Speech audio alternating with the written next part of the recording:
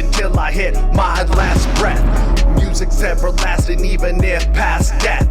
Not overacting, music's never past tense. Colliding with the greats, welcome to this crash test. All right, guys, before I start this podcast episode on and bring C-Mack on to have a little talk with them, I'm excited for this episode. I always have a blast talking with C-Mack, a real humble guy, one of the hardest working guys I know with life and also trying to balance his music. So I'm excited for this interview, but I wanted to give a big shout out to Grady Beecham, who runs PMCENT Network. You guys got to check out his network. He's got great shows on there. He has Freestyle America, even has the little fun game shows you can get involved in. You can just hit him up and be on an episode to win a little bit of money. So I want to give a big shout out to him because he's also worked on the BringTheBars website for me, for us really, for BTB Records, for the BTB group. So down below here, you guys will see it at the bottom. There's the website to his network, and also underneath that is the website to the BringTheBars channel. So thank you, Grady. I appreciate what you're doing. You made that website look very nice, very clean, looks professional. Love how you put the Spotify and everything on it. So everybody check out PMCENT Network. Also, check out the BringTheBars website. Everything you want to know about BringTheBars, even these shows, new music, the label mates. You want a little bit of bio on who's on the record label. It's all there. So check out the websites. And yeah, thanks again, Grady. All right, now let's bring C-Mack on here. All right, guys, I'm here for another episode of the BringTheBars podcast, and I am joined by C-Mack. How have you been, man? Good, man. How you been doing? I've been doing great. And first thing I wanted to touch on first, because I never got to tell you really in person, but that Cypher verse you sent in for the Cypher Volume 2, did you absolutely kill that verse, man? Thank you. Yeah, it was. Thanks, man. Did you actually freestyle the verse? I did, because I had a short amount of time to get it recorded and sent to you, and I didn't want to miss being on the track, so I just dropped the freestyle real quick and sent it over. I love the line, I'll just freestyle the whole damn verse. And I was in my head, I was like, did he actually freestyle this whole verse? Yep, sure did, man. That was nuts, because it's funny how the story of that came about, because I gave it to you, a little in a time crunch, really, because originally with the update show, I would do random draws for people to be on the Cypher, and JP actually won one of the draws. And I sent him the beat and everything, and he got back to me like a week or so later. He's just like, I'm not feeling it. I don't want to just give a half-ass verse. So maybe you can find somebody to replace me. And I was like, well, I think I got the perfect guy. How about your brother from another mother? Yeah, it worked out, man. Yeah, it did. And speaking about that, last time we talked, I think you guys were talking about doing Brother from Another Mother Part 2. Is there any progress or update on that project? No, and that's my fault, man. I've been super busy with work. So he sent me a couple of tracks, and I need to put some verses on it and get it back to him. So I'm the holdup. It's not him at all. Oh, so it is in the starting process, though, with a couple tracks kind of recorded on his end. Yeah. And he brought that heat, man. I'm excited to do them and let people hear them, because there's fire-ass tracks, man. Yeah, he always brings heat with his tracks, man. So I'm excited to hear what you guys come up with that. And I know you're super busy. I see your posts all the time, and you're running your own sales team now and everything. So congratulations on running your own team, man. Yeah, thank you. Yeah, and I even saw your post to find another member. If I was living around there, man, I would have took you up on that offer pretty damn quick. Man, I'm surprised more people haven't. They're just nervous, I guess. Yeah, especially you have to do 2 different posts for that. Yep. But and I'm still trying to hire somebody. He's still going. Yeah, it's crazy, because everybody I talk to in this group or do interviews with, everybody's at like different points in their life, like, or different goals. Some are striving to become like a paid artist and a big time artist. Others kind of do it on the side. Everybody's usually got their lives on the side. Like you're extremely busy. What keeps bringing you back to the music with even everything going on in your life? What keeps driving you back to create a song? Man, it's just my passion. It's the one hobby I've always had that I was just good at and enjoyed doing. So I go for like spurts without recording, and then I get that itch, man, and I can't not do it anymore. So I'll end up scrolling through Facebook or YouTube, and I'll hear a beat, and then I'll get a song in my head. It's like, okay, I'm recording when I get home. Yeah, definitely the passion brings us all back, I think. And is there any genres outside of hip hop that you listen to? You know, I kind of like some 90s rock. Yeah. 60s, 70s, 90s rock. I don't really care for the 80s. I skipped that time period, but yeah, I like some rock. Yeah, I'm a classic rock fan myself. And would you ever consider doing a crossover if you ever recorded a track, maybe over a rock anthem or anything like that? I would do it. One time I did which this is not rock and roll, it was dubstep. I had a dude that makes dubstep beats, and he sent me a track, and I recorded on it. So it was kind of different. But yeah, I'd be open to do anything as far as blending different genres together. Yeah, that's the one great thing with hip hop when you really think of it. It really does blend into a lot of different genres. It's even got like country hip hop. You do have rock influence in the hip hop a lot of the time. You look at Beastie Boys, prime example of kind of mixing the genres back then. Yeah. But yeah, it would be nice to hear. I'd be interested to hear if you ever did a crossover to a rock ballad or something like that. Yeah. Well, if I do, I'll be sure and post it, man, so y'all can hear it. Absolutely. And we know you're a big freestyler. We talked about that in the first interview. You do the freestyle fire on the update. We talk about it on a lot of shows about your freestyling ability. But nowadays it's kind of like freestyle is actually a written verse a lot of the times. They define freestyle as kind of just like a free flow with no restrictions or structure. But like you, I remember freestyling meaning, off the dome, off the head. And you don't hear that a lot now. Do you think freestyling is kind of like a lost art lately? Oh yeah. Yeah, I think it's dead, man. I mean, and even I don't do it like I used to back when I was younger, but I did sip a Sprite with our girl Sprite, and that was pretty fun. We was just going back and forth. That's the first time I had done that in a long time, years, man. Yeah, it's nice when you got somebody else to play off of too, instead of just sending in like a freestyle verse like you do for the update. You were able to play off Sprite. I had a lot of fun watching you guys do that. Yeah, that was fun. Yeah, she picked some interesting beats on that one. Yeah, I think she tried to give me some trouble, man. She tried to make it hard on me. It turned out all right. There's like a little segment we do in this show now. It's called the Queen's Question. And so my wife, she watches everybody's, like all the shows, checks out everybody's music. So I decided, well, right now I'll let her ask a question for everybody in certain interviews. So her question to you was, she wanted to know, when did you really start developing your freestyling skills? And is it always something that came easy to you? I actually started off freestyling, not writing. And I started probably,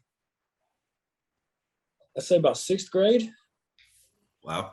Somewhere in there. I used to just have my headphones on all the time. Back when people carried CDs, I had my CD player, and I would just listen to music all the time. And then I thought it would be cool to make my own words to the beats. And so I just started off freestyling. So I've always done it ever since 6th grade. When do you find you like developed it to the point like what you are now, or even if before you did it more often, you might have been better before, but when was like your prime freestyling years? Man, I would say high school, junior high, high school, probably high school, because we were doing more battles back then, and I never lost a freestyle battle ever. And then when I got out of high school and joined the military, I used to, like with JP, we battled each other back then. We did it one time, but I never lost a battle then either. So I would say teenage years, early 20s, somewhere in there. That's when I was pretty much, if you knew about me, you didn't want to battle me. Yeah, I still feel like that now, man. Thanks, man. You got a skill with that for sure. And even knowing that you freestyled that cypher verse and everything, like, it blows my mind. So do you even write that often when you make an album or EPs or anything, or is it mostly just freestyling that you do? I'd say 50-50 nowadays. Used to, I would freestyle a lot of stuff, but I got into like more I don't know, deeper songs, I guess you could say, where I really want to get a message across and a point across, I'll take the time and sit down and write something that hopefully someone else can relate to.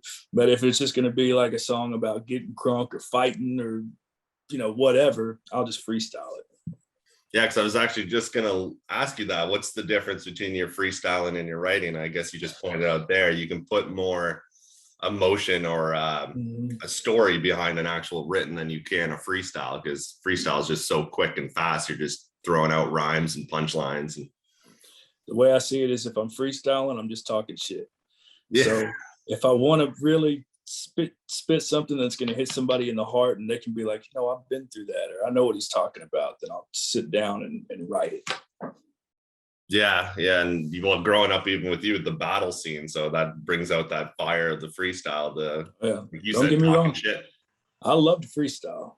Don't get me wrong, but there's some certain times where I think you need to sit down and put a lot of thought into what you're saying, especially if other people are going to be hearing it and taking it to heart. You know, you got to set a good example sometimes. Can't always just talk shit. yeah, like you said, you got to put a story behind it when you're writing it down, and put some emotion behind it, but that's kind of lost in today's music now. But actually would lead to, because we talked a little bit about it in the first interview, your thoughts a little bit on mainstream music. You said you just don't have the time of day for it, you don't really care for it. It's kind of changing, I find, a little bit now. There is some more lyrical artists getting more popular, especially through like YouTube platform and all that stuff. But what are a couple things that you think mainstream music is doing right, and what's something you think they're doing wrong? That's a good question. I think mainstream, a lot of what I've thought with a lot of these new mainstream artists is the fact that they have no respect for the artists who made them who they are today, like who started what we got going on right here. And I think that's something that they're doing wrong. You know, you got to respect where you come from and you know, give props where props is due, man. You can't just act like you started this thing and just I don't know, man. Respect your elders. That's the best way I can put it. They're not doing that. They're not doing it, and I think that they should. But and what are they doing right? I don't know. Making songs that people can dance to. You know, there's plenty of those out there now, so they know how to do that for sure. Yeah, what I would say, exactly that, and what they're doing right with mainstream is more the producers. I find a lot of beats come out and they're absolute fire lately, like these certain beats they're making, but then they go grab a mumble artist to go on top of it, and then it kind of ruins the beat for me. But yeah, what's crazy is nowadays you know a lot of producers' names. You know, back then it was all about the artist because they were telling the story, but nowadays the beats are harder than the lyrics are. Yeah, production wise has definitely evolved dramatically. Even look at old school hip hop beats, you know, just with the drum and snare, like wasn't pianos playing over it or anything like that. It was just such basic beats. And nowadays, like so many great producers out there. Yeah, so that's what I would say. For definitely producers take a front seat now over the artist, in my opinion. But yeah, they do, man. You know, hip hop, it's kind of become like rock and roll now after all these years of it being out, where there's like subgenres of hip hop. Like rock, you know, you had like glam metal, heavy metal, you just had classic rock, and now hip hop's got all these subgenres. So I just want to run a couple subgenres by you and get your opinions on if you like it or what you don't like about it, and we'll just run a couple subgenres by you. Okay. So first one is trap music. I like it. Yeah. I like it. I guess when I think of trap music, though, I think of like Gucci, Waka Flocka, artists like that. I like them, you know. So I agree with you on that one. And trap beats are usually really nice too. You know, a lot of the times when I go to do a freestyle, I'll look up trap instrumental. I'll just type it in YouTube, whatever pops up, I'll freestyle to it because I like the beats. And it might be like what we just talked about. I like the beats better than the lyrics, but I do like trap beats. Yeah, trap beats. Yeah, I'm the same way. I find trap beats are really well done a lot of the times. Next genre we're going to is boom bap. I'm not really a fan, man. It's you're talking like kind of just like almost like the old school East Coast type. Yeah, pretty much. Yeah. Yeah, I've never been a fan of East Coast rap, so that I'm just not a big fan of it. Yeah. Nothing wrong with it. It's just not my forte. Yeah. Next one we're gonna go to is G-Funk. I like G-Funk. Some of it, not all of it, but I like Warren G and you know, Nate Dogg and that kind of G-Funk. So I'm 50-50 on it. Yeah, two artists you just named there are the two I would have picked as well, especially Nate Dogg, R.I.P. Nate Dogg, but incredible hook artist, probably the best hook artist ever, in my opinion. And when you hear his voice, you know who it is. No mistaking it. Yeah, exactly. Yeah, there's been people that tried to mimic it and some kind of get close to a sound of it, but no one can touch the Nate Dogg sound for sure. Nah. And one that's where you're from, Southside, is crunk music.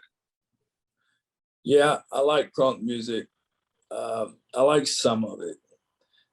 When I was going through high school, man, that was like the early 2000s, and that's when crunk was starting to kind of take off, like Lil Jon and all that. So I was a fan of Lil Jon, but then some of it I just didn't like. I just thought it was stupid. So I'm a 50-50 on that one too. When you're saying high school, you kind of started coming up. Where you're from, before even high school, like the 2000s, was like crunk making waves. It just wasn't hitting it big yet. Like, did you hear a lot of crunk from local artists? Well, you know, 3 6 Mafia and them used to do like, you know, the old school, I would say crunk, like Tear the Club Up and stuff like that. But I really started learning about like the word crunk started going around when Lil Jon came out. Yeah. And that song Bia Bia came out. That's when people really started talking about crunk music.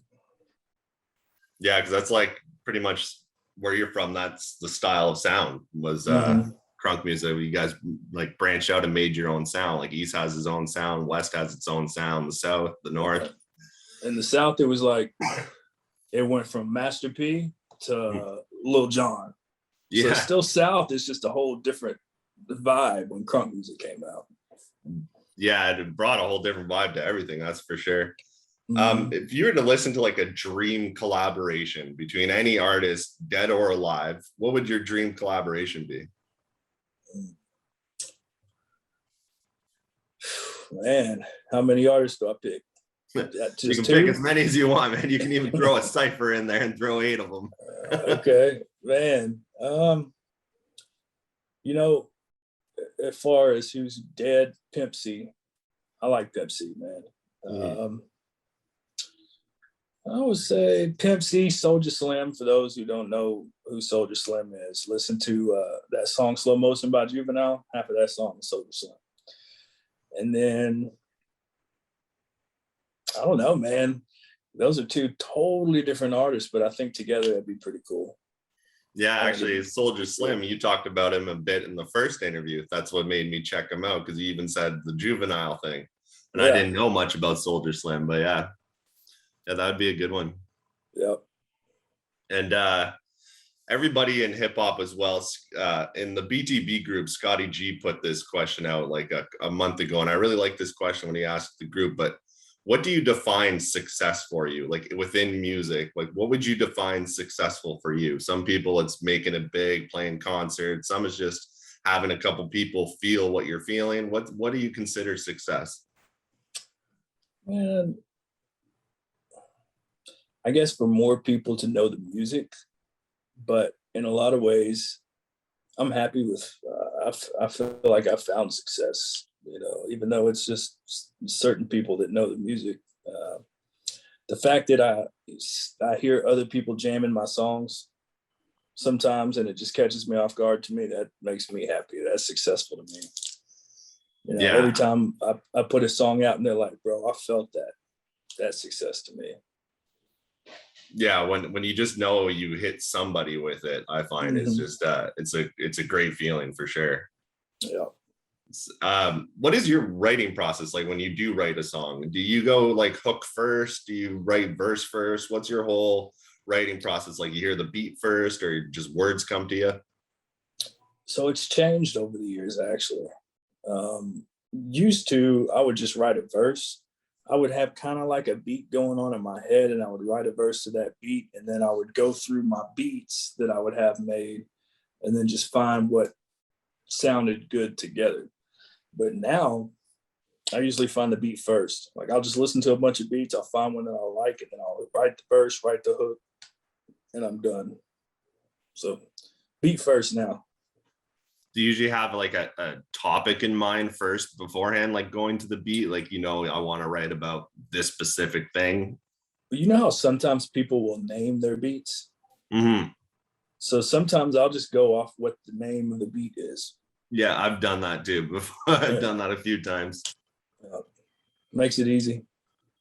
Yeah, and then it gives you the title right there and the whole content right in the name. Yep.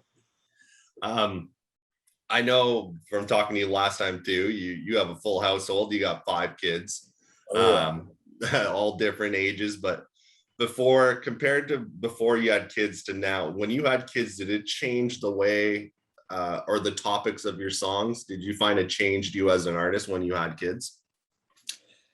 I won't say it changed the topics, but it definitely slowed me down. Suddenly music wasn't life anymore. It was just a part of life. So yeah, it did you try to put more down. like meaning to like into songs, or more dedicated towards your kids? Because I know probably a lot of, I don't know how young your youngest ones are, but they probably don't listen to a lot of your talking shit kind of music. But do you make certain songs dedicated? Man. Every once in a while I'll make something that they can listen to. They don't listen to all of it, obviously, but used to, it was all about the music. And then when I started having kids, I stopped recording as much and put focus on other things other than going out and being a dumbass and doing shit I shouldn't be doing. So I guess it kind of changed it in a way. Yeah, it's a big life changer. Really, it matures everybody up pretty damn quick when you have kids. Yep, for sure. Yeah. So what do you have on your plate now for what you're planning to release? You kind of said brother from another mother too. You have some verses you got to get done. I know you talked a little bit about a new solo project. So what do you think is going to be the next thing from C-Mack? Man, probably Magnificent Part 2. There's a lot of songs that didn't make the first album that are done. I just need to put them together and throw them on a new album. So that's probably what everybody's going to get next, because I don't like sitting on music, and I'm sitting on a lot of music right now. It just needs to be released. And then after that, I'll probably start working on all new stuff. When you ever write a song or you get a song going in your head, it's like, you think it's going to turn out to be a great song. And then once you kind of listen to it back, you realize, oh, it's not what I thought it was going to be, or even vice versa. In your head, you're like, I don't know how this will turn out. And then you listen to it and you're like, holy shit, this turned out to be a pretty good banger. Man, yeah, both. My problem is when I record a new song, I'll listen to it over and over and over because I like it so much, and then I'll wear it out. So then it's not as good to me anymore. So that happens. Yeah, I've had that on songs, especially when if you like pick up a speed or you do a faster flow. It's like the more you listen to it, it seems like that flow slows down, and you're just like, oh man, when I first did this, I thought I was like ripping through this. And then after a while listening to it, you're like, no, not as much as I thought. Yeah, but you're always your biggest critic, man. It might not sound good to you, but other people will be like, man, that's tight. Yeah. Well, I think we all are our biggest critics. And the fact that a lot of like the whole BTB group, we put it out there, release it for everyone to hear. And that's takes courage right there. And I'm going to go way back to your earlier days too. Like the first time you recorded a song, everybody recorded something different. I remember like recording over like a tape recorder even back then when I was younger. And some people use like gaming headsets. What was like your first recording setup? Like how did you record your track for the first time? With a tape. So we had a I would hold a microphone to a speaker and play the beat out of the speaker and then record it into another cassette tape. And I think, a matter of fact, the first beat I had that I actually recorded something on was maybe Make 'Em Say, It was on by Master P. It was on on a cassette tape. And so, but yeah. How did you get a hold of instrumentals then? Did you just get like instrumental tapes? Well, it was like a single. So it had the song on it, the regular song, and then it would have the beat. So that's how I first started doing it. And then we started messing with Fruity Loops back then when we got computers. And then from there, it just kind of took off. But yeah, when you hear people talk about recording on great tapes, that's how it was for me starting out. It was on great tapes. Yeah, everybody has a different story with that. I find it interesting. Like I remember talking with Otis even about his, and he recorded his on I guess back then the Wii or something would have a gaming headset, and he would record through this thing on the Wii. I don't know what console it was, but he'd record through the gaming headset. Yeah. Everybody has their different bring up with that. And well, there was go ahead. There was times that I recorded through headphones too, because if you plug it in the mic jack in the computer, like the right side would turn into a microphone or something like that. So yeah, I've done that before too. Who influenced you to record your first song, or was this something you kind of just brought up on? Like you said, you were screwing around with Fruity Loops, but you mentioned somebody else was there with you. Who decided to bring you in or kind of influenced you to record your track? It was an older dude named Dirty Red, who I kind of was around the neighborhood when I was younger. And he had his headphones on all the time, and he would rap and stuff like that. And then I was like, man, I want to try it, And then, but I wouldn't rap in front of him. I wouldn't rap in front of anybody. I was real shy about it. And he's like, man, how can you expect to rap on stage in front of thousands of people if you can't even rap in front of me? So from there, I started getting more comfortable around more people. Yeah, I guess he introduced you kind of your first studio setup, I guess. Mm-hmm. Mm-hmm. Yeah. Yep. Yeah, it's crazy. And back then it was just, we didn't even record. We would just stand around in a circle and everybody would freestyle. And then so finally after that, you just must have got a lot more comfortable with it, and then finally had it on the mic. And you first recorded on a mic. What did you find differently than just freestyling with your friends? My voice sounded different to me. Actually, I thought it was weird because it's I knew it was me, but I'm like, man, do I really sound like that? So that was a trip to me. Just hearing myself on a CD or a cassette, that was cool. Yeah, and everybody, when they hear their voice played back to them, you always think to yourself, do I actually sound like that? Yeah, I get that all the time. So yeah, I'm looking at the time. This was only 30-minute interviews for this show now. So basically we hit our time limit. I want to thank you for coming on, being a part of the show again. And I cannot wait for Brothers from Another Mother Part 2. I'm definitely reaching out to you on something I'm working on now for Global Domination 2. I'd love you to hop on. And send it my way, man. We'll keep in touch with all that. And I want you to enjoy the rest of your day, man. Thank you again for taking the time to come on and talk with me. All right. Thanks for having me, man. All right, man. Take it easy. All right, man. Peace.